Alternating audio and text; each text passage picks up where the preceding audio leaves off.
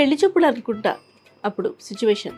మా మామగారు మా నాన్నగారికి చెప్తూ ఉండే, బ్యూటిఫుల్ అండి, మాకు చాలా సేవింగ్స్ అంటే చాలా ప్రతి రూపాయి మేము ఆదా చేస్తాం, మేము ఎక్కువగా గోల్డ్లోనే ఇన్వెస్ట్ చేస్తాం, ఫ్యూచర్లో పెరిగేది ఏదైనా ఉంటే అది బంగారం మాత్రమే.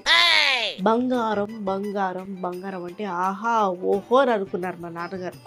ఆ మాత్రం పొదుపు ఉండద్దా, ఆ మాత్రం ఫ్యామిలీ అంటే అత్తారింట్లో అది ఉంటే సుఖపడుతుంది. అయిన వాళ్ళు కొనే బంగారం అంతా ఎవరికి?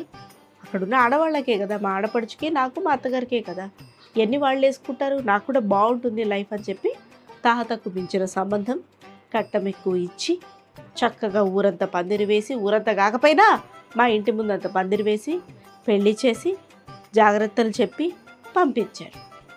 అక్కడి నుంచి